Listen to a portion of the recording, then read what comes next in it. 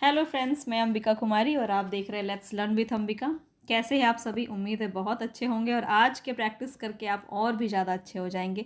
Level थोड़ा सा अच्छा रखा है मैंने आज के क्वेश्चंस का। आपको प्रतिदिन कुछ अलग ही मिलेगा, घिसा पिटा क्वेश्चन देखने को नहीं मिलेगा। ठीक है, तो हम प्रतिदिन कुछ अलग क्वेश्चंस भी करेंगे, कुछ ऐसे क्वेश्चंस भी करेंगे जो आपके अनयूजुअली पूछे जाते हैं, अनवांटेड क्वेश्चंस कह सकते हैं आप, एग्जाम में आपको देखने को मिल जाता है। तो वैसे क्वेश्चंस को करेंगे और ये भी आपको ध्यान रखना है कि सारे ही क्वेश्चंस आपके टीचिंग एग्जाम में आ चुके हैं पहले ही। कुछ भी मैं ऐसे ही नहीं उठा के लेके आई हूँ आपके लिए, सारे आपके जो है एग्जाम पैटर्न पे आधारित हैं और आपको पूरा एक एक क्वेश्चंस को अच्छे से समझना है। इसकी पीडीएफ मैं आपको टेलीग्राम पे दे दूंगी और आज मैंने कोई भी आंसर को हाईलाइट करके नहीं रखा है, तो आप बहुत ही निश्चिंत हो जाइए और अच्छे से अपने क्वेश्चंस के प्रैक्टिस कीजिए। अपने मन में सबसे पहले आपको आंसर मन में रखना है और मेरे क्वेश्चन मेरे आंसर के साथ उसको मैच करना है और बताना है कि कितने सारे आपके 100 में से कितने प्रश्न आपके सही हो रहे हैं। ठीक है, तो ये प्रतिदिन आपको मिलेगा। ये जो मैं मॉक टेस्ट आपके लिए अभी लेके आ रही हूँ, ये आपको प्रतिदिन मिलेगा और अच्छे लेवल के क्वेश्चंस मैं आपको करवा रही हूँ। और प्रतिदिन आपको एक दो टॉपिक से लेके क्वेश्चन करवाए जाएंगे व्याकरण से संबंधित, जो भी आपका वहाँ से भी आपका कुछ कंप्लीट हो जाए और व्याकरण और साहित्य भी आपका कंप्लीट हो जाए। ठीक है, तो चलिए हम स्टार्ट करेंगे। चैनल पे आप नए हैं तो सब्सक्राइब कर लीजिए। जितने भी लोग हिंदी साहित्य का एग्ज़ाम एनवीएस हो, केवीएस हो, DSSS हो, EMRS हो, चाहे किसी भी एग्ज़ाम बीपीएससी के लिए एग्ज़ाम के लिए किसी भी एग्ज़ाम के लिए आप तैयारी कर रहे हैं, तो हिंदी साहित्य के लिए आप मेरे साथ जुड़ सकते हैं। बहुत ही अच्छे से बहुत अच्छे कंटेंट के साथ मैं यहाँ पे आपके साथ जुड़ती हूँ और अगर आप ईमानदारी से मेहनत करेंगे तो आप निश्चित रूप से सफल हो पाएंगे। इसकी गारंटी भी मैं आपको दे सकती हूँ, क्योंकि जो आपको मैं करवाती हूँ वो बहुत ज़्यादा ऑथेंटिक होता है और बहुत सोर्स के साथ मैं आपको लेके चलती हूँ। ठीक है, तो चलिए हम स्टार्ट करेंगे। यहाँ पे पसंद आ रहा है तो प्लीज़ सबसे पहले जितने भी लोग देख रहे हो ना, सबको लाइक कर दीजिए, जल्दी से जाके लाइक कीजिए। उसके बाद हम आगे बढ़ते हैं और ज़्यादा से ज़्यादा आपको शेयर करना है। बस यही 3 चीज़ें जो आपको करनी है, लाइक, शेयर और सब्सक्राइब। नए हो चैनल पे तो सब्सक्राइब ज़रूर कर लेना, तभी मेरे वीडियोस आपको आगे मिल पाएंगे। चलिए हम आगे बढ़ते हैं। अब हम सीधा अपने क्वेश्चंस की तरफ बढ़ेंगे और सारे क्वेश्चंस को करेंगे। ठीक है, चलिए। नील गाय से संबंधित पहला आपका प्रश्न है कि समास इसमें कौन सा है। तो नीला है, जो गाय कैसा है, नीला है। यहाँ पे आपका क्या हो रहा है, विशेषण और विशेष से है, तो यहाँ पे क्या हो जाएगा आपका कर्मधारय। सी ऑप्शन बिल्कुल सही हो जाएगा। ठीक है, चलिए आगे बढ़ते हैं नेक्स्ट क्वेश्चन पे। नेक्स्ट क्वेश्चन है यहाँ पे आपका, त्रिभुज शब्द में कौन सा समास है। त्रिभुज शब्द में कौन सा समास है। ठीक है, पूरा पीडीएफ आपको पूरा आपको वीडियो कंप्लीट देखना है। इसका आंसर आपको पीडीएफ में नहीं मिलेगा। ठीक है, तो आंसर के लिए आपको पूरा वीडियो को कंप्लीट देखना है, आपका अच्छे से रिवीजन हो जाएगा। इसकी गारंटी मैं आपको देती हूँ। अगर आप पूरा वीडियो कंप्लीट देखते हैं, 100 क्वेश्चन अगर आप कर लेते हैं, इसके बाद यही 100 क्वेश्चन की पीडीएफ आप एक और रात में सोते वक्त 10 मिनट लगेगा, ज़्यादा समय नहीं लगता है। रिवीजन में कभी भी ज़्यादा समय नहीं लगता है, तो रिवीजन करने वक्त सोते समय बस 10 मिनट उस क्वेश्चन को आप अगर देख लेते हैं तो वो आपको बहुत अच्छे से याद हो जाएगा। ठीक है, आपको खुद ही समझ में आएगा कि हाँ, इसका ये क्वेश्चन हमने पढ़ा था, तो वो चीज़ें आपकी रिपीट होंगी तो आपको याद हो जाएगा। ठीक है, चलिए अब हम देखते हैं यहाँ पे त्रिभुज में कौन सा समास होगा। तो यहाँ पे जो संख्यावाचक शब्द आपका पहले आ रहा है और यहाँ पे 3 भुजाओं का समाहार अगर देखने को मिले कहीं पे, तो वहाँ पे क्या हो जाएगा आपका, द्विगु हो जाएगा। बी ऑप्शन आपका यहाँ पे सही हो जाएगा। चलिए आगे बढ़ते हैं। महात्मा शब्द में कौन सा समास है। महात्मा शब्द में कौन सा समास है। महान है जो आत्मा, किसके अंदर आ जाएगा, कर्मधारय। सी ऑप्शन आपका सही हो जाएगा। आगे बढ़ते हैं। प्रतिदिनम। अब देखिए, कुछ आपके ना संस्कृत जैसे कुछ शब्द हैं जो भी आपके एग्ज़ाम में देखने को मिल जाते हैं और ये सभी आपके जो हैं केवीएस के एनवीएस के क्वेश्चंस आपको मैं करवा रही हूँ, जो केवीएस में पूछे गए, एनवीएस में पूछे गए, हिंदी में पूछे गए। ठीक है, ऐसा मत सोच लेना आप लोग कि टीजीटी संस्कृत के क्वेश्चन मैं आपको करवा रही हूँ।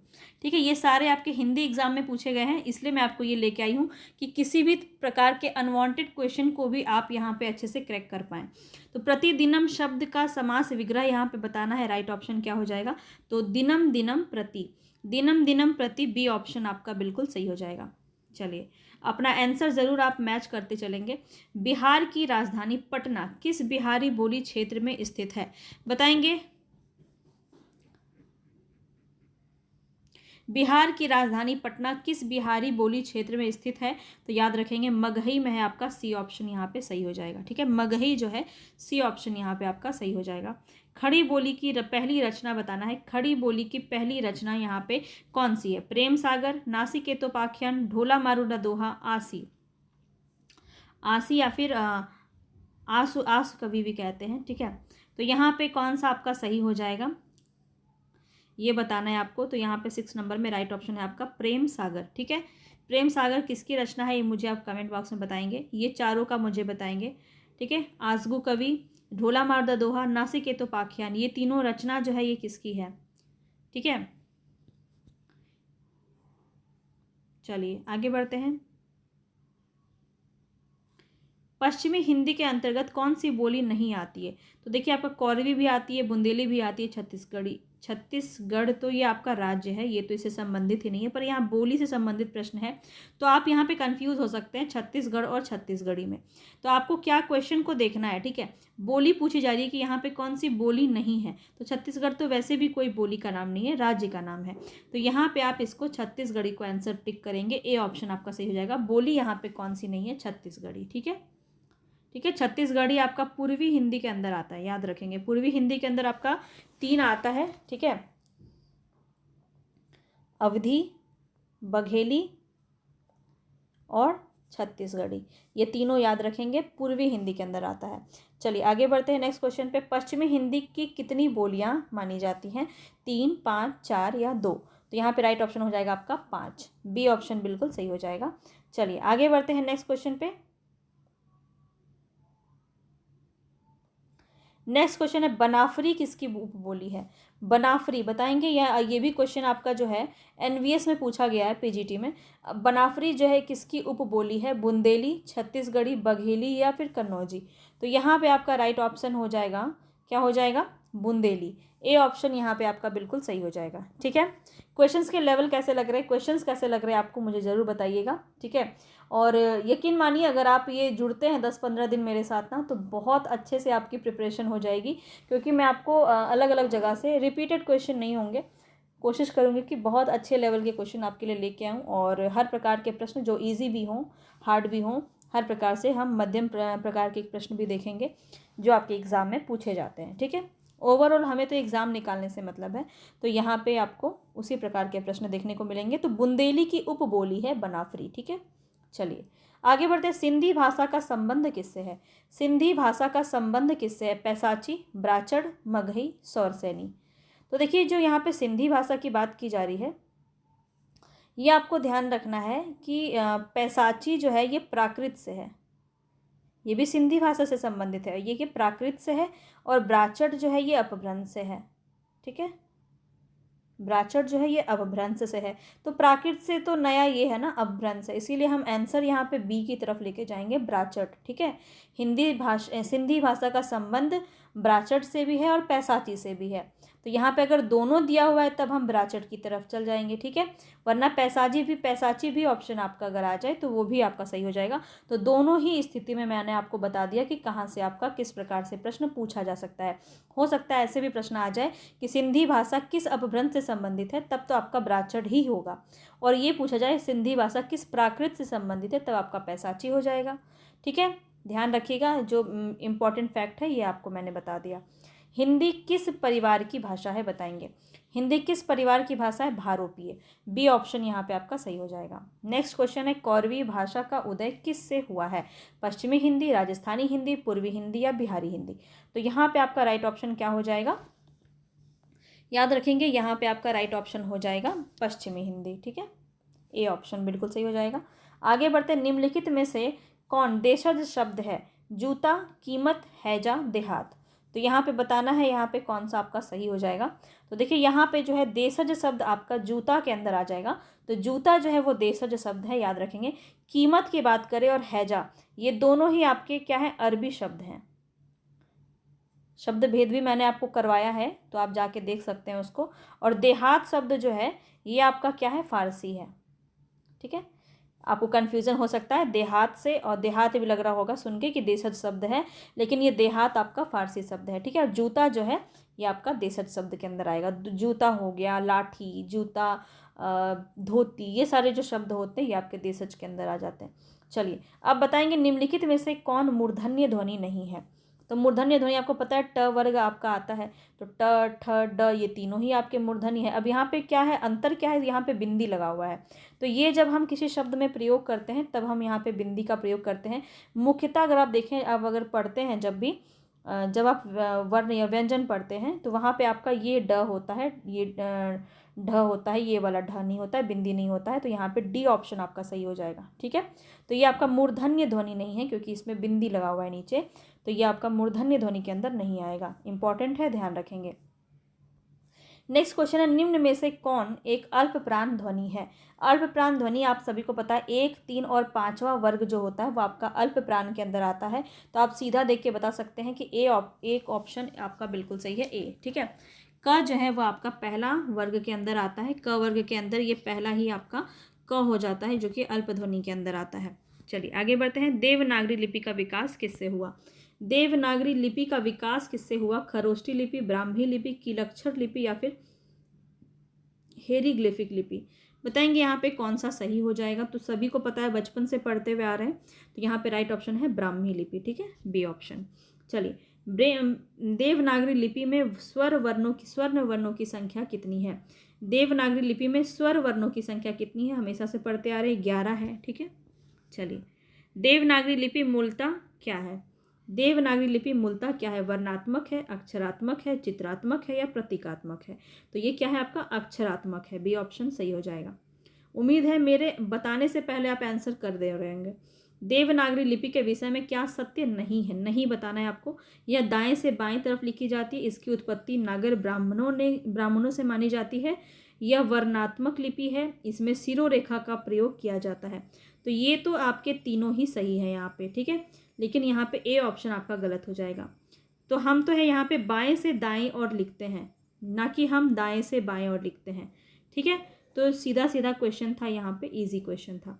चलिए, अब आपको शब्द से कुछ प्रश्न है कि दशानन शब्द में कौन सा शब्द हो जाएगा? रूढ़, योग रूढ़, यौगिक, इनमें से कोई नहीं। बताएंगे यहाँ पे आपका राइट ऑप्शन क्या हो जाएगा। थोड़ा सा मैं पॉज ले रही हूँ ताकि आपको आंसर देने का मौका मिल सके। यहाँ पे आपका राइट ऑप्शन हो जाएगा योग रूढ़। ठीक है, बी ऑप्शन बिल्कुल सही हो जाएगा। चलिए आगे देखते हैं। तोता डाली पर बैठा है, तोता डाली पर बैठा है वाक्य में कौन सा कारक होगा? तो पर यहाँ लगा हुआ है और अधिकरण में आपका होता है में और पर। ठीक है, तो ये दो आपका किस में होता है? अधिकरण में होता है। सिंपल सा क्वेश्चन है। चलिए, साधु आ रहे हैं वाक्य में साधु का वचन बताना है, क्या होगा? एक वचन, बहुवचन, द्विवचन या इनमें से कोई नहीं। तो साधु आ रहे हैं, जहाँ भी आपके जो है आज्ञाकारक शब्द होते हैं, जैसे पिताजी है, साधु, इन सभी चीज़ों के लिए हमेशा बहुवचन प्रयोग होता है। तो एक साधु है और साधु आ रहे हैं, आ रहे लगाते हैं हम हमेशा। देखिए, आ रहा नहीं लगाते हैं। जहाँ पे भी आपका सम्मान दिखता है वहाँ पे आपका बहुवचन हो जाता है। ठीक है, साधु, मुनि हो गए, तो पिताजी हो गए, गुरु हो गए, तो ये सब आपके किसके अंदर आते हैं? बहुवचन के अंदर आते हैं। चलिए आगे बढ़ते हैं नेक्स्ट क्वेश्चन पे। विद्याभ्यास, विद्याभ्यास का संधि विच्छेद क्या होगा? विद्या अभ्यास, विद अभ्यास, विद्या अभ्यास, विधाभ्यास।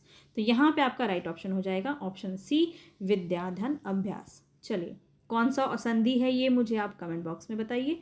ठीक है, स्वर, व्यंजन, विसर्ग संधि में कौन सा संधि है? और अगर ये स्वर संधि है तो कौन सा स्वर संधि है? ये मुझे आप कमेंट बॉक्स में बताएंगे। बहुत ही आसानी से आप इसको बता सकते हैं। बहुत ही सिंपल सा क्वेश्चन है और आपको इसको आंसर करना है। बहुत सारे लोग जो हैं मेरे कहने के अनुसार वो फॉलो भी करते हैं और आंसर भी करते हैं। निश्चित रूप से उन्हें जो है चीज़ें याद रह जाएंगी अगर वो कमेंट बॉक्स में इसका आंसर करेंगे तो। ठीक है, तो ये फॉलो कीजिए, आपको ही इससे फ़ायदा मिलेगा। अपने हाथ से स्वयं काम करो, वाक्य का शुद्ध रूप क्या होगा? अपने हाथ से स्वयं काम करो, अपना काम स्वयं करो, अपने से अपना काम करो, स्वयं से काम करो, हाथ से अपना काम करो। तो यहाँ पे सुनते ही आपको सही पता चल गया होगा, काम, अपना काम स्वयं करो। तो ए ऑप्शन यहाँ पे बिल्कुल सही हो जाएगा। बादल का पर्यायवाची शब्द बताना है यहाँ पे। तो अभ्र, जीभूत और वारिद, ये तीनों ही बादल के पर्यायवाची शब्द हैं। मरकट जो है ये आपका किसका शब्द है? ये तो ये बंदर का हो जाएगा। ठीक है, बंदर, कपी, बंदर, कपी। एक और बहुत पूछा जाता है वो है शाखा मृग, शाखा मृग। तो शाखा मृग भी बंदर को ही कहते हैं। ठीक है, तो ये चारों ही आपके बंदर के आ गए। मरकट, बंदर, कपि, शाखा मृग, ये सभी एक जैसे हैं, पर्यायवाची शब्द हैं और ये बादल के पर्यायवाची शब्द नहीं है। तो डी ऑप्शन आपका सही हो जाएगा। आगे चलते हैं। अर्वाचीन शब्द का विलोम शब्द क्या हो जाएगा? नवीन, प्राचीन, आदिकालीन, पाषाणकालीन। यहाँ पे बताएंगे राइट ऑप्शन क्या हो जाएगा, और यहाँ पे आपका राइट ऑप्शन है बी, ठीक है, प्राचीन यहाँ पे आपका बिल्कुल सही हो जाएगा। आकृति शब्द का समभिन्नार्थक शब्द क्या होता है बताएंगे। तो सम यहाँ पे आकृति का बनावट, वस्त्र, चित्र, समरूप। तो यहाँ पे जो है राइट ऑप्शन वो क्या है, बनावट। आकृति का समभिन्नार्थक शब्द क्या हो जाएगा, बनावट हो जाएगा। चलिए आगे बढ़ते हैं। छाती के बल पर चलने वाला, छाती के बल पर चलने वाला। अब देखिए बीपीएससी में आपने देखा होगा कि एक शब्द से अनेक शब्द या अनेक शब्दों के लिए एक शब्द का प्रयोग बहुत ज़्यादा क्वेश्चन में पूछा जाता है, तो हम थोड़ा थोड़ा उसको भी लेते हुए चल रहे हैं। लगभग 50 आज मैंने लिए हैं। इसके बाद हम साहित्य के करेंगे और बहुत अच्छे लेवल के साहित्य के भी प्रश्न आपको देखने को मिलेंगे। मन आपका बहुत प्रसन्न हो जाएगा, तो पूरा वीडियो कंप्लीट देखिएगा, ठीक है। छाती के बल चलने वाला, इसके लिए एक शब्द क्या होगा, उरग, भुजंग, कुरंग या तुरंग। तो यहाँ पे राइट ऑप्शन है उरग, ठीक है। ए ऑप्शन आपका बिल्कुल सही हो जाएगा। चलिए विद्यालय का सही संधि विच्छेद क्या हो जाएगा। तो विद्या धन आलय, बहुत ही ईजी सा क्वेश्चन है ये, और ए ऑप्शन यहाँ पे आपका बिल्कुल सही हो जाएगा। नेक्स्ट क्वेश्चन पे चलते हैं। नेक्स्ट क्वेश्चन है यहाँ पे आपका, महोत्सव शब्द में कौन सी संधि होगी। तो जहाँ भी बताया है मैंने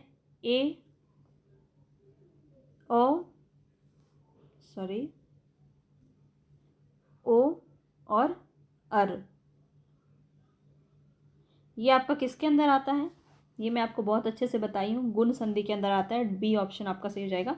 और ये आप देखिए ओ आपका यहाँ पे आ रहा है महोत्सव में, ठीक है। महा उत्सव, तो किस में आ जाएगा, महा उत्सव आपका बी के अंदर आ जाएगा। चलिए आगे बढ़ते। सचित, सचित शब्द जो है इसमें कौन सी संधि है, वृद्धि संधि, गुण संधि, यन संधि या व्यंजन संधि।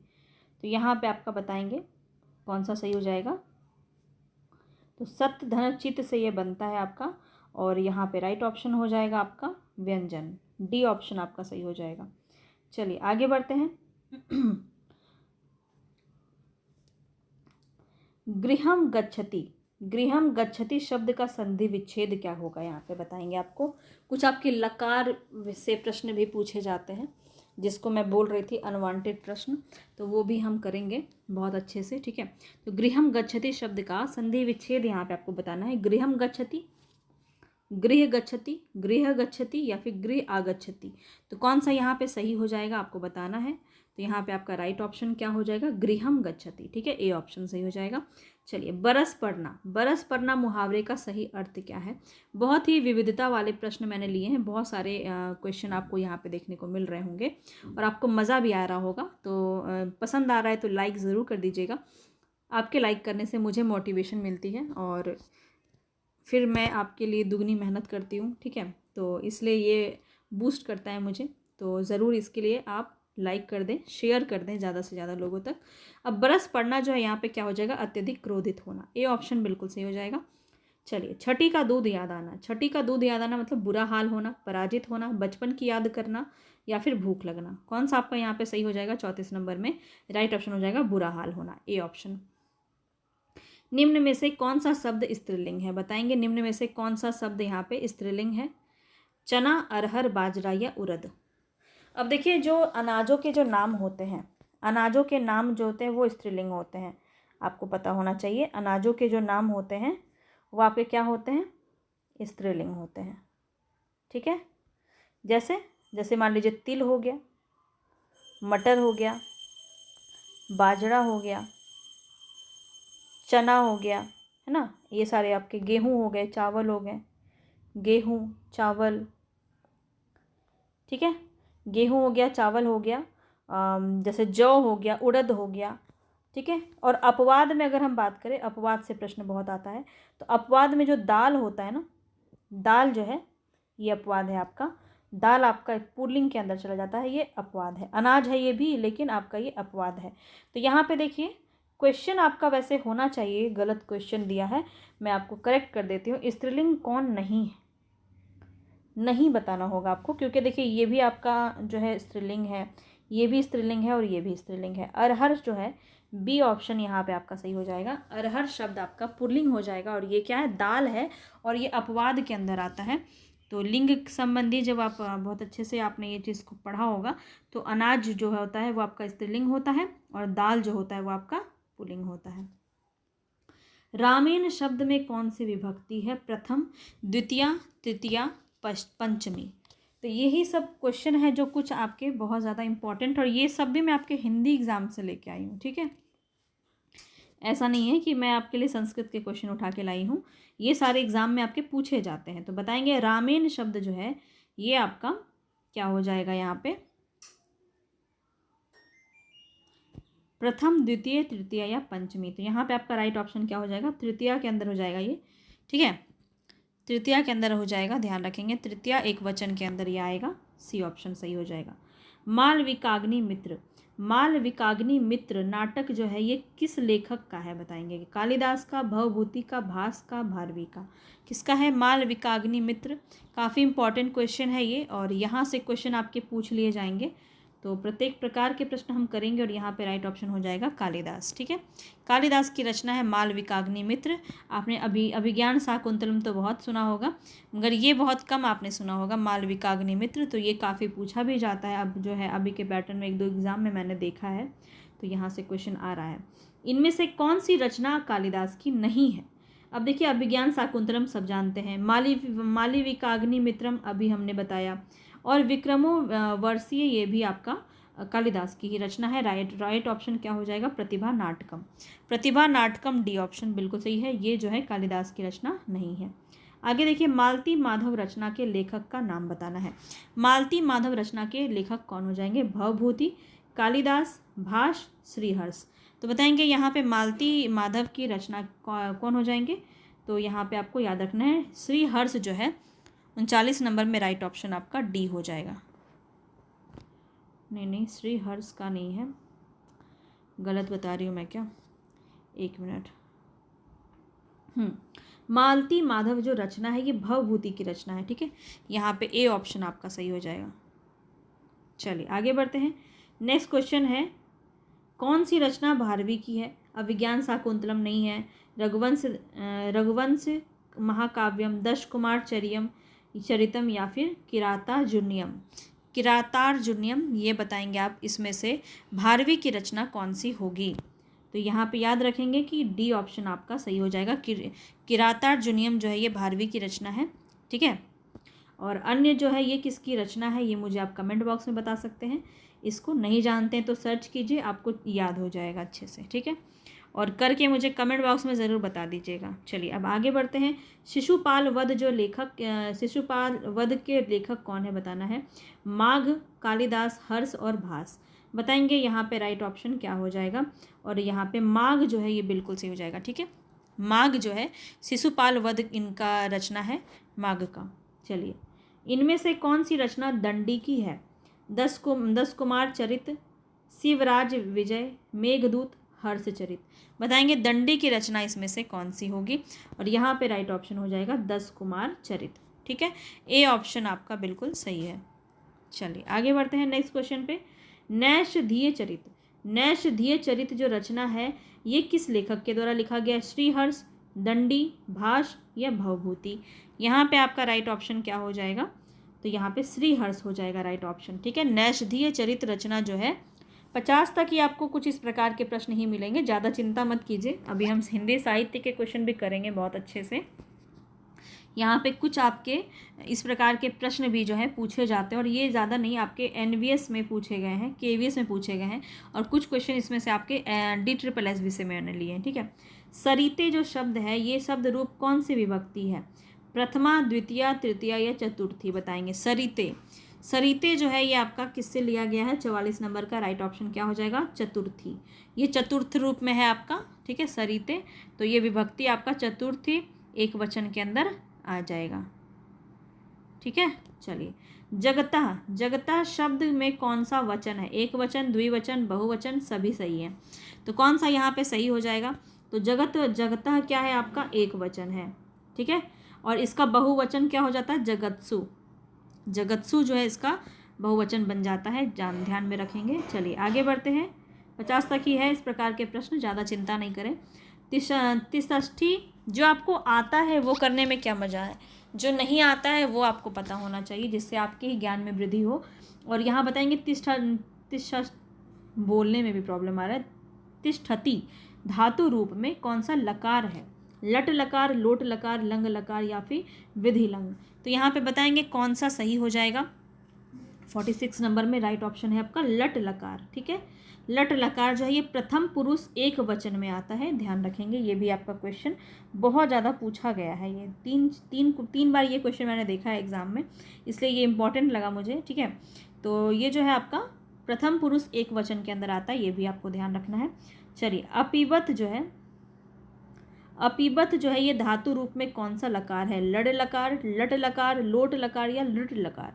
तो यहाँ पे आपका लड़ लकार बिल्कुल सही हो जाएगा। ठीक है, ए ऑप्शन। आगे बढ़ते हैं। प्रजा भय स्वस्ति शब्द में कौन सा कारक है? प्रजा भय स्वस्ति मतलब प्रजा के हित की बात की जा रही है, किसी के लिए कुछ बात की जाती है, तो वो आपका किसके अंदर आता है? संप्रदान के अंदर आता है, तो संप्रदान हो जाएगा बी ऑप्शन। और ये आप याद रख लीजिए, प्रजा भय स्वस्ति बहुत पूछा जाता है, अगर आपके एग्जाम में आ गया तो बहुत आपको खुशी हो जाएगी, है ना। तो मैं आपको बता रही हूँ संप्रदान इसका राइट ऑप्शन हो जाएगा। ठीक है, चलिए अब नेक्स्ट है यहाँ पे, बस यही दो है, ये दो के बाद जो है हमारा पूरा हिंदी साहित्य फिर से शुरू हो जाएगा। सहयुते प्रधाने में कौन सा कारक होगा? सहयुते प्रधाने, कर्ता, कर्म, करण या फिर अपादान। तो यहाँ पे आपका करण हो जाएगा। ठीक है, यहाँ पे आपका करण कारक हो जाएगा। 49 में आपका राइट ऑप्शन सी हो जाएगा। चलिए आगे बढ़ते हैं। नेक्स्ट क्वेश्चन है आपका 50 नंबर में, रामः गृह गच्छति, इस शब्द का हिंदी अनुवाद क्या है? सिंपल सा है, राम घर जाता है। ए ऑप्शन आपका सही हो जाएगा। अब आगे बढ़ते हैं। हिंदी साहित्य के इतिहास ग्रंथ हिंदी साहित्य विमर्श के लेखक कौन है? हिंदी साहित्य विमर्श के लेखक कौन है बताएंगे। हिंदी साहित्य के इतिहास ग्रंथ है ये हिंदी साहित्य विमर्श, और यहाँ पे वियोगी हरि, सूर्यकांत त्रिपाठी, सूर्यकांत शास्त्री, डॉक्टर हजारी प्रसाद द्विवेदी या फिर पद्मलाल पुन्नालाल बख्शी। याद रखेंगे यहाँ पे आपका राइट ऑप्शन क्या हो जाएगा? पद्मलाल पुन्नालाल बख्शी की रचना है हिंदी साहित्य विमर्श। आगे चलते हैं। मैथिली बोली में लोकप्रिय कवि कौन से हैं? मैथिली बोली में लोकप्रिय तुलसी, जायसी, विद्यापति या नंददास। तो राइट ऑप्शन यहाँ पे आपका क्या हो जाएगा? विद्यापति। सी ऑप्शन आपका सही हो जाएगा। चलिए आगे बढ़ते हैं नेक्स्ट क्वेश्चन पे। नेक्स्ट क्वेश्चन है यहाँ पे आपका, पुष्पदंत की रचना कौन सी नहीं है? पुष्पदंत की रचना आदिकाल से क्वेश्चन है, ये बहुत इंपॉर्टेंट है। और महापुराण बेनी की रचना है, जय कुमार बेनी की रचना है। जय नहीं होगा, नए कुमार होगा, थोड़ा सा मिस्टेक हो गया यहाँ पे। ठीक है, नए कुमार चरियू है। ठीक है, और जसचर चरियू, तो ये तीनों ही है। पौम चरियू इनकी रचना नहीं है। पौम चरिया किसकी है? स्वयंभू की रचना है, स्वयंभू की रचना है। ठीक है, चलिए। प्रेम वाटिका नामक ग्रंथ की रचित कौन है? प्रेम वाटिका किसकी रचना है? रसखान की, रहीम की, नंददास की, मीराबाई की। प्रेम वाटिका बताएंगे किसकी हो जाएगी? मीराबाई की रचना है। रसखान की रचना हो जाएगी। ए ऑप्शन यहाँ पे आपका सही हो जाएगा। ज्ञानाश्रयी शाखा के प्रमुख कवि कौन है? बताएंगे ज्ञानाश्रयी शाखा के प्रमुख कवि कौन हो जाएंगे? रैदास, कबीरदास, गुरु नानक या तुलसीदास। तो संत काव्य में आपके गुरु नानक भी आते हैं, लेकिन यहाँ पे आपका सबसे अच्छा और सबसे सटीक आंसर कबीरदास, क्योंकि इन्होंने जितनी ख्याति अर्जित की उतना कि इन्होंने भी नहीं की। आगे बढ़ते हैं। सूरदास ने किस कृति को नहीं लिखा है? तो इनकी 3 रचना है काफ़ी इम्पॉर्टेंट, सुरसारावली, साहित्य लहरी और सुरसागर। तो कौन सा बच गया? दोहावली। दोहावली किसकी रचना है ये मुझे आप कमेंट बॉक्स में बताएंगे। ईजी सा है, बहुत ज़्यादा हार्ड क्वेश्चन आपको नहीं बोला गया। अब देखिए यहाँ पे नेक्स्ट क्वेश्चन आपका वाद से है। विशिष्टाद्वैतवाद के प्रवर्तक कौन है? रामानंद, रामानुजाचार्य, मध्वाचार्य या निम्बार्काचार्य। और ये चारों से संबंधित आप मुझे जो है बताएंगे कौन किस वाद से संबंधित है। बहुत ज़्यादा इंपॉर्टेंट है, डेफिनेटली आपके एग्जाम में यहाँ से प्रश्न पूछा जाएगा। और विशिष्टाद्वैतवाद, विशिष्ट कौन है? राम जी जो है वो विशिष्ट हैं, और रामानुजाचार्य जो है वो बी ऑप्शन यहाँ पे आपका बिल्कुल सही हो जाएगा। ठीक है, चलिए आगे बढ़ते हैं नेक्स्ट क्वेश्चन पे। निम्नलिखित में से किसने पुष्टि मार्ग की स्थापना की? पुष्टि मार्ग की स्थापना किसने की? चैतन्य महाप्रभु ने, वल्लभाचार्य ने, विट्ठलनाथ ने या फिर सूरदास ने। बताएंगे, बहुत ही इंपॉर्टेंट क्वेश्चन है ये। और यहाँ पे आपका राइट ऑप्शन क्या हो जाएगा? वल्लभाचार्य। ठीक है, वल्लभाचार्य बिल्कुल सही है। और इसमें वल्लभाचार्य और विट्ठलनाथ के 4 शिष्य का वर्णन किया गया है। ठीक है, जो कि कुल 8 जो है इसमें अष्ट छाप की इन्होंने इनकी रचना किन्होंने की है, अष्टछाप की रचना, ये आप मुझे कमेंट बॉक्स में बताइए। अष्टछाप की रचना किन्होंने की है। यहाँ से क्वेश्चन आपका पिछली बार भी पूछा गया है। अष्टछाप के जो रचनाकार है वो कौन है, और इनके बारे में आप मुझे बताइए कौन कौन से थे। कुल 8 हैं और 8 के नाम आपको जो है बताने हैं, ठीक है। कमेंट बॉक्स में बताइएगा, यहाँ से प्रश्न आपका बहुत बार पूछा जाता है। चलिए आगे बढ़ते हैं। निम्नलिखित में से कौन सा कवि अष्टछाप का नहीं है। देखिए यहीं से क्वेश्चन बन गया। अब यहाँ पे बताना है आपको तो कौन सा नहीं है। देखिए नंददास, परमानंदास, चित्त स्वामी और हरिव्यास देव। तो यहाँ पे देखिए डी ऑप्शन आपका सही हो जाएगा। बाकी के 3 जो है आपके वो अष्टछाप के कवि में से हैं, और डी ऑप्शन यहाँ पे आपका बिल्कुल सही हो जाएगा। आगे देखिए प्रेम मार्गी कवि के बारे में पूछा जा रहा है कि कौन नहीं है। प्रेम मार्गी कवि कौन नहीं है, तो यहाँ पे देखिए मलिक मोहम्मद जायसी, मुल्ला दाऊद और मंजन, ये तीनों जो है वो प्रेम मार्गी शाखा के कवि हैं। और यहाँ पे सूरदास जो है, ए ऑप्शन आपका बिल्कुल सही हो जाएगा। कृष्ण काव्य परंपरा से संबंधित हैं सूरदास। आगे चलते हैं। निम्न में से बताना है वल्लभाचार्य के शिष्य कौन नहीं है। तो यहाँ पे आपका राइट ऑप्शन क्या हो जाएगा, चतुर्भुज दास, सूरदास, कुंभन दास, परमानंद दास। बहुत बार ये प्रश्न आपका हर एक एग्जाम में ही पूछा जाता है ये क्वेश्चन, तो बताएंगे यहाँ पे कौन सा सही हो जाएगा। यहाँ पे आपका राइट ऑप्शन हो जाएगा चतुर्भुज दास, ठीक है। ए ऑप्शन बिल्कुल सही हो जाएगा। आगे बढ़ते हैं। हिंदू मग पर पाँव न राखिए, काजो बहुते हिंदी भाखिए। इस पंक्ति में बताना है किस रचना और रचनाकार से ये संबंधित है। हिंदी मग पर पाँव न राखिए, काजो बहुते हिंदी भाखियो। तो ये जो है आपका नूर मोहम्मद में अनुराग बासरी से लिया गया है, ठीक है। अनुराग बासरी से ये लिया गया है, नूर मोहम्मद की रचना है, ध्यान रखेंगे। आगे बढ़ते। पराधीन सपने हूँ सुख नाही। इस पंक्ति में बताना ये किसके द्वारा जो ये पंक्ति लिखी गई है। पराधीन सपने हूँ सुख नाही, रहीम के द्वारा, कबीर दास के द्वारा, मलुक दास के द्वारा या तुलसीदास के द्वारा। तो यहाँ पे जो है राइट ऑप्शन क्या हो जाएगा, यहाँ पे ध्यान रखेंगे तुलसीदास के द्वारा ये लिखा गया है। डी ऑप्शन आपका सही हो जाएगा। आगे बढ़ते हैं। नेक्स्ट क्वेश्चन है ब्रज भाषा आधुनिक कालीन प्रसिद्ध कवि कौन है। ब्रज भाषा आधुनिक कालीन, आधुनिक काल में ब्रज भाषा में किन्होंने रचना की है, जगन्नाथ दास रत्नाकर। सी ऑप्शन यहाँ पे आपका सही हो जाएगा। और इनकी बहुत ही प्रसिद्ध है जो कि रचना जिसके बारे में बात की जा रही है वो आप मुझे कमेंट बॉक्स में बताएंगे। बहुत ही प्रसिद्ध है जिसके बारे में कल भी मैंने आपको बताया है, ठीक है। चलिए आगे बढ़ते हैं। Next question. निम्नलिखित में से कौन सा नाटक जयशंकर प्रसाद द्वारा रचित है। सुधुर स्वामिनी, कृष्णार्जुन युद्ध, रुक्मणी परिणय, प्रेमलोक। बताएंगे। ध्रुव स्वामिनी इन्हीं की रचना है। ए ऑप्शन आपका सही हो जाएगा। नहुस नाटक के लेखक जो हैं बाबू गिरधर दास, वो भारतेंदु हरिश्चंद्र से क्या संबंध, किस चीज़ से संबंधित है, उनका संबंध क्या है इससे। वो उनके पिता हैं, दादा हैं, परदादा हैं, भाई हैं, क्या है। तो याद रखेंगे कि भारतेंदु के जो पिता थे बाबू गिरधर दास, उन्हीं की रचना थी नाटक नहुस, जो सबसे पहली रचना मानी जाए, सबसे पहला नाटक माना जाता है नहुस, ठीक है। तो उनके कौन थे, पिता थे भारतेंदु के। निम्न में से कौन सा समूह आचार्य हजारी प्रसाद द्विवेदी के उपन्यास को दर्शाता है। इसमें से बताएंगे कौन सी जो रचना है वो सारे हजारी प्रसाद द्विवेदी की है। अप्सरा, अलका, प्रभावती, निरुपमा, बाण भट्ट की आत्मकथा, चारूचंद्र लेख, पुनर्नवा, अनामदास का पोथा, झूठा सच, दादा कामरेड, दिव्या द्रोसी दिव्या, सोमनाथ पुत्र, धर्मपुत्र, व्यम रक्षामा और आत्मदा। तो आप बता सकते हैं कि इसके कौन से कवि हैं, इसके कौन से कवि हैं और इसके कौन से कवि हैं। बहुत ही प्रसिद्ध है ये, और इसके क्वेश्चन आपको बहुत अच्छे से आंसर आते होंगे। और बी ऑप्शन यहाँ पे आपका सही हो जाएगा। बाण भट्ट की आत्मकथा, चारूचंद्र लेख, पुनर्नवा और अनामदास का पोथा, ये चारों ही उपन्यास हजारी प्रसाद द्विवेदी की है। चलिए। खड़ी बोली में प्रथम महाकाव्य प्रिय प्रवास के रचयिता कौन है। खड़ी बोली में ये रचित है प्रिय प्रवास, और प्रथम महाकाव्य है खड़ी बोली का। और यहाँ बताएंगे ये राइट ऑप्शन हो जाएगा बी, अयोध्या सिंह उपाध्याय हरिओद की रचना है प्रिय प्रवास, ठीक है। चलिए आगे बढ़ते हैं। अशोक के फूल निबंध रचित है महादेव वर्मा के द्वारा, हजारी प्रसाद द्विवेदी के द्वारा, रामधारी सिंह दिनकर के द्वारा या फिर नागार्जुन के द्वारा। और ये क्वेश्चन शायद हमने कल भी किया था, बहुत ही प्रसिद्ध क्वेश्चन है। और यहाँ पे doctor Hazari Prasad Dwivedi, B option बिल्कुल सही हो जाएगा। चलिए आगे बढ़ते हैं। नेक्स्ट क्वेश्चन है जब हम प्रीति, उदारता और भलसन सहित का बर्ताव करते हैं तब वे यही समझते हैं कि हम उनसे घृणा कर रहे हैं और हम चाहे उनका जितना भी उपकार करें बदले में हमें अपकार ही मिलेगा। यह जो कथन है ये किस निबंध से लिया गया ये बताना है।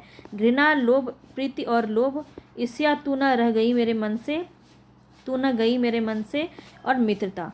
तो कौन से निबंध से लिया गया है? ध्यान रखेंगे घृणा निबंध से ये लिया गया है। ठीक है, 70 नंबर में आपका राइट ऑप्शन क्या हो जाएगा?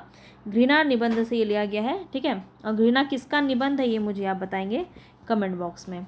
चलिए आगे बढ़ते हैं। अयोध्या सिंह उपाध्याय हरिऔध के द्वारा लिखा गया काव्य ग्रंथ बताना है कौन सा होगा? कनुप्रिया, पथिक, चोखे चौबदे और वासद दत्ता। तो कौन सा राइट ऑप्शन है यहाँ पे? चोखे चौबदे जो है, चुबते चौबदे, ये सारे इनके ही प्रश्न रचना है। चौखे चौबदे, सी ऑप्शन आपका सही हो जाएगा। आगे बढ़ते हैं। इनमें से कौन सा समूह आचार्य रामचंद्र शुक्ल की रचनाओं को दर्शाता है? कल्पवृक्ष, पृथ्वीपुत्र, भारत की एकता, मातृभूमि, हिंदी साहित्य का इतिहास, चिंतामणि, रसमीमांसा और त्रिवेणी, भारत के आकाश के तारे, धरती के फूल, भूले बिसरे चित्र, जिंदगी मुस्काई, सदाचार का ताबीज, रानी नागमती की कहानी, भोला राम का जीव, उनके जैसे उनके दिन फिरे। तो यहाँ पे आपका बी ऑप्शन बिल्कुल सही हो जाएगा। रामचंद्र शुक्ल की रचना है हिंदी साहित्य का इतिहास, चिंतामणि, रसमीमांसा और त्रिवेणी। चलिए आगे बढ़ते हैं। बादल राग के रचयिता कौन होंगे? बादल राग के रचयिता बताना है यहाँ पे प्रसाद, पंत, निराला या फिर महादेवी वर्मा। तो यहाँ पे आपका राइट ऑप्शन क्या हो जाएगा? ये निराला की रचना है बादल राग। ठीक है, आगे बढ़ते हैं नेक्स्ट क्वेश्चन पे। निम्न पंक्तियां किस प्रसिद्ध लंबी कविता से उद्गित है? प्रतिपल परिवर्तित व्यूह, भेद कौशल, समूह राक्षस विरुद्ध, प्रत्यूह, क्रुद्ध कपि विषम। ये जो पूरी पंक्ति है ये किस कविता से ली गई है? तो ये जो है किसे ले गई है? राम की शक्ति पूजा, निराला जी की है। राम की शक्ति पूजा इसी से ली गई है। चलिए आगे बढ़ते हैं। निम्न में से कौन सी रचना महादेवी वर्मा की नहीं है? यामा इन्हीं की रचना है, दीपशिखा भी इन्हीं की रचना है और नीरजा भी इन्हीं की रचना है। आंगन के पार द्वार इनकी रचना नहीं है। तो सी ऑप्शन आपका बिल्कुल सही हो जाएगा। चलिए आगे बढ़ते हैं। हिंदी में गीति नाट्य परंपरा की प्रथम रचना और उसके रचनाकार कौन है? करुणालय, अनग, उन्नक्त या फिर अंधायुग। तो यहाँ पे राइट ऑप्शन हो जाएगा करुणालय। करुणालय है गीति नाट्य परंपरा में प्रथम। ठीक है, चलिए आगे बढ़ते हैं। अनामिका काव्य किनके द्वारा रचित है? अनामिका काव्य किनके द्वारा रचित है? अज्ञेय, निराला, धूमिल, सुमन। बताएंगे यहाँ पे राइट ऑप्शन क्या हो जाएगा? तो यहाँ पे निराला की रचना है ये, बी ऑप्शन आपका बिल्कुल सही हो जाएगा। प्रिय स्वतंत्र रव अमृत मंत्र नव, ये जो पंक्ति है ये किस कविता से ली गई है? किस कविता, इसका संबंध जो है किस कविता से है? रचनाकार के बारे में यहाँ दिया है। ठीक है, कौन रचनाकार का ये निबंध कविता है? तो प्रिय स्वतंत्र रव अमृत मंत्र नव, ये पंक्ति किसकी है बताना है। जयप्रकाश, जयशंकर प्रसाद, भवानी प्रसाद मिश्र, सुमित्रा नंदन पंत और सूर्यकांत त्रिपाठी निराला। तो यहाँ पे राइट ऑप्शन है आपका सूर्यकांत त्रिपाठी निराला। ठीक है, डी ऑप्शन सही हो जाएगा। छायावाद की पहली रचना मानी जाती है कौन सी? पल्लव, लहर, कामायनी, झरना। तो छायावाद की पहली रचना कौन सी होगी? याद रखेंगे डी ऑप्शन सही हो जाएगा, झरना। और ये झरना जो है किसकी रचना है? जयशंकर प्रसाद की। आगे चलते हैं। भारतीय नारी की समस्याओं को आधार बनाकर महादेवी वर्मा ने कौन सा ग्रंथ लिखा है? पथ के साथी, श्रृंखला की कड़ियाँ, अतीत के चलचित्र, इनमें से कोई नहीं। बताएंगे भारतीय नारी की समस्याओं को आधार बनाकर महादेवी वर्मा ने कौन सा ग्रंथ लिखा है? तो यहाँ पे बहुत ही प्रसिद्ध ये क्वेश्चन है आपका, और यहाँ पे इसका राइट ऑप्शन क्या हो जाएगा? श्रृंखला की कड़ियाँ, बी ऑप्शन बिल्कुल सही हो जाएगा। अज्ञेय की रचना बताएंगे। अज्ञेय की रचना कौन सी है? कुरुक्षेत्र, हुंकार, पवनदूत, हरी घास पर क्षण भर। तो यहाँ पे जो राइट ऑप्शन है वो क्या हो जाएगा? हरी घास पर क्षण भर। आगे चलते हैं।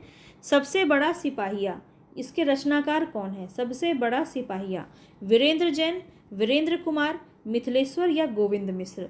सबसे बड़ा सिपाहिया, बताएंगे इसका राइट ऑप्शन क्या हो जाएगा? तो वीरेंद्र जैन जो है इसका बिल्कुल सही हो जाएगा, ए ऑप्शन। चलिए आगे बढ़ते हैं। स्त्री विमर्श का उद्देश्य क्या होता है? स्त्री विमर्श का उद्देश्य क्या है? स्त्री अस्मिता की खोज करना, पुरुष प्रभुत्व का विरोध करना, स्त्रियों की रचनाशीलता की परंपरा की पहचान, या इनमें से सभी। तो यहाँ पे जो है राइट ऑप्शन क्या हो जाएगा? डी, इनमें से सभी। नेक्स्ट क्वेश्चन पे चलते हैं। चांद का मुंह टेढ़ा है, इसके रचयिता कौन है? चांद का मुंह टेढ़ा है, नागार्जुन, मुक्तिबोध, धर्मवीर भारती या फिर धूमिल? 84 में बताएंगे राइट ऑप्शन क्या हो जाएगा। तो मुक्तिबोध का ये रचना है, ठीक है, चांद का मुंह टेढ़ा।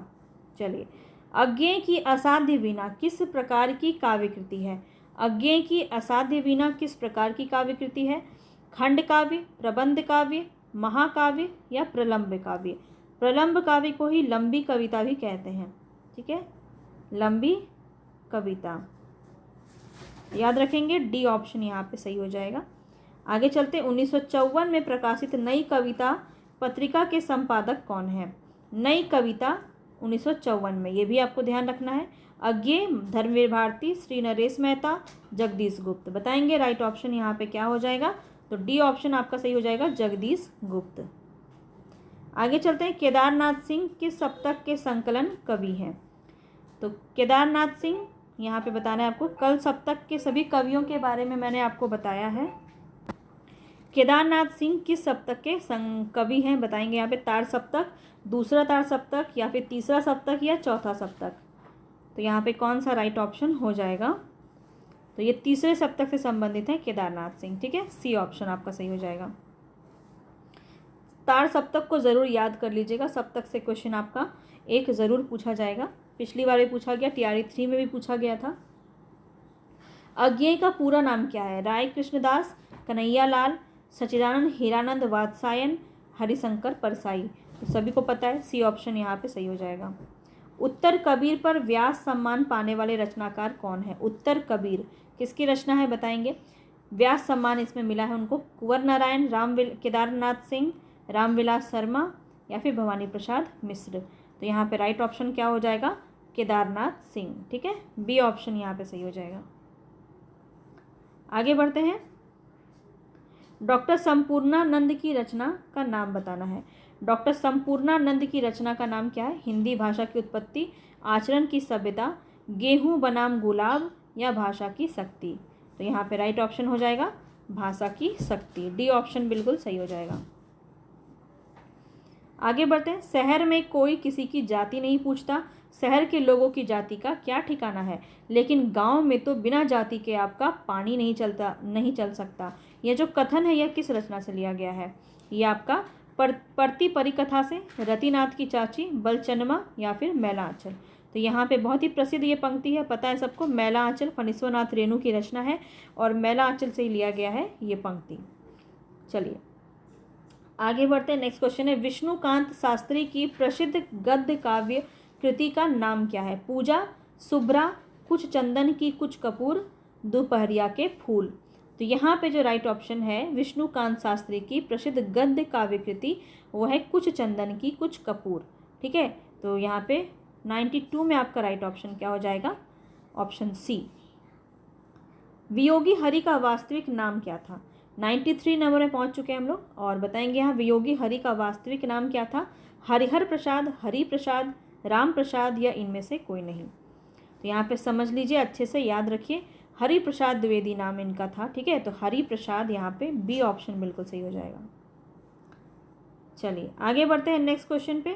नेक्स्ट क्वेश्चन है, निम्नलिखित में से कौन सा नाटक जयशंकर प्रसाद द्वारा रचित नहीं है? स्कंदगुप्त, चंद्रगुप्त, करबला या फिर ध्रुव स्वामिनी? बताएंगे यहाँ पे कौन सा राइट ऑप्शन हो जाएगा। तो यहाँ पे जो करबला है ये जयशंकर प्रसाद का नहीं है, ठीक है, प्रेमचंद की रचना है करबला। चलिए आगे बढ़ते हैं, हरिबिंदी। हरिबिंदी किस साहित्यकार की कहानी है? बताएंगे और ईमानदारी से आपको जो है स्कोर भी बताना है कि 100 में कितने मार्क्स आपके बने, ठीक है। ईमानदारी से बताएंगे, कोई चीटिंग नहीं करेंगे, कोई बात नहीं है। आज के बाद ये सारे क्वेश्चन आपको आ गए हैं, समझ में आ गए हैं, इसको बस PDF में एक बार बढ़िया से रिवीजन कर लीजिएगा, आपको अच्छे से याद हो जाएंगे, ठीक है। चलिए, हरिबिंदी किस साहित्यकार की कहानी? मैत्रेयी पुष्पा, उषा प्रियंवदा, मृदुला गर्ग या फिर मन्नू भंडारी। तो यहाँ पे जो राइट ऑप्शन होगा वो क्या हो जाएगा, मृदुला गर्ग। सी ऑप्शन बिल्कुल सही हो जाएगा। आगे चलते हैं, शेष कादम्बरी उपन्यास की लेखिका कौन है। शेष कादम्बरी जो उपन्यास है इसकी लेखिका कौन है, मृदुला गर्ग, उषा प्रेमवदा, मन्नू भंडारी या अलका सरावगी। तो यहाँ पे जो राइट ऑप्शन हो जाएगा वो क्या हो जाएगा, ऑप्शन डी, अलका सरावगी। ठीक है। नेक्स्ट क्वेश्चन है, आनंद कादम्बिनी। आनंद कादम्बिनी का संपादन किसने किया, बालकृष्ण भट्ट ने, भारतेंदु हरिश्चंद्र ने, बद्रीनाथ चौधरी प्रेमघन ने, प्रताप नारायण मिश्र ने। ये क्वेश्चन कल भी मैंने आपको करवाया था, आपको याद होगा। और प्रेमघन बोल के मुझे नाम ही याद नहीं आ रहा था, वो कौन थे, बद्रीनाथ चौधरी प्रेमघन। तो यहाँ पे जो है राइट ऑप्शन क्या हो जाएगा, ऑप्शन सी, बद्रीनाथ चौधरी प्रेमघन। चलिए आगे बढ़ते हैं, नाटक जारी है किस विधा की रचना है, उपन्यास है, नाटक है, निबंध है, कविता है। तो नाटक जारी है ये क्या है, किस विधा की रचना है, तो याद रखेंगे कविता है। और ये किसकी रचना है, नाटक जारी है, बहुत ही प्रसिद्ध रचना है। तो इसको आप मुझे कमेंट बॉक्स में बताएंगे, नाटक जारी है ये किसकी रचना है। चलिए, झूला नट जो है उपन्यास के रचनाकार कौन होंगे, तो ये मैं आपको पहले भी कराई हूँ, यहाँ पे बताएंगे आप। राइट ऑप्शन क्या हो जाएगा, मैत्रेयी पुष्पा, मृदुला मार्ग लिखा गर्ग हो जाएगा, उषा प्रेमवदा या फिर शिवानी। कौन सा यहाँ पे राइट ऑप्शन हो जाएगा, तो मैत्रेयी पुष्पा की रचना है, उपन्यास है झूला नट, याद रखेंगे। चलिए आगे बढ़ते हैं, वोल्गा से गंगा किसकी रचना है। वोल्गा से गंगा जो रचना है ये श्याम सुंदर दास की है, सरदार पूर्ण सिंह की है, राहुल सांकृत्यायन की है या फिर डॉक्टर नगेंद्र की है। वोल्गा से गंगा बहुत ही प्रसिद्ध क्वेश्चन है ये आपका, वोल्गा से गंगा काफ़ी पूछा जाता है। और राहुल सांकृत्यायन की ये रचना है, काफ़ी प्रसिद्ध, ध्यान रखेंगे। पूरा 100 क्वेश्चन हमने यहाँ पे ख़त्म कर लिया है। कल फिर से मिलेंगे नेक्स्ट 100 क्वेश्चन पे। और पसंद आया हो तो प्लीज़ लाइक शेयर सब्सक्राइब कर दीजिएगा। और ये PDF जाके आप टेलीग्राम से कर सकते हैं डाउनलोड, ठीक है। इसकी PDF आपको टेलीग्राम पे ही मिलेगी, जिसमें आप इससे अच्छे से प्रैक्टिस और कर सकते हैं। और आपको टेलीग्राम की लिंक मेरे डिस्क्रिप्शन बॉक्स में मिल जाएगी, वहाँ से आप ज्वाइन हो सकते हैं। चलिए मिलते हैं फिर से कल, तब तक के लिए धन्यवाद।